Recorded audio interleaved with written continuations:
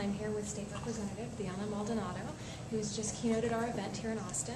Deanna, we have just two quick questions. One would be, if you had to just give a quick idea of how school districts can engage their partners in the advocacy process, what would be one or two recommendations that you would give to a local school district?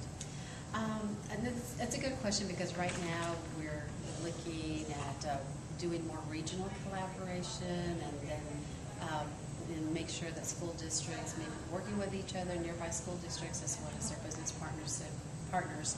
So it's like maybe if you already have like a foundation or some branch within the district that does the outreach to businesses, to different organizations, because as I go to different events and meetings, there's a same theme about making sure that they want to help children out, they want to help students, strengthen their capabilities as well as families. So I would look at doing the outreach, having a point person or point group to be able to start reaching out, and look at and also work with your local municipalities, whether it's a city council, counties, or state level, and then be able to bridge and facilitate that. Wonderful. So it sounds like really collaboration regionally with all of the school districts, and also then your business and your government entities there, and then also making sure that there's strong communication through that. So how do you see TAPE, a statewide membership association, and we do have members throughout the state? How would you see an organization such as ours that functions on a statewide level support advocacy in a more regional manner, as kind of the way you described earlier?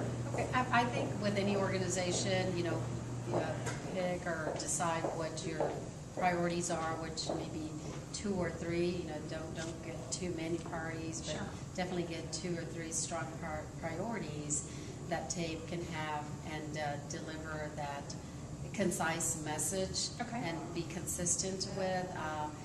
Finding different ways to do the social media on the advocacy, of course, is a great opportunity. I mean, I use Twitter, I use Facebook, and it reaches out a big mass audience.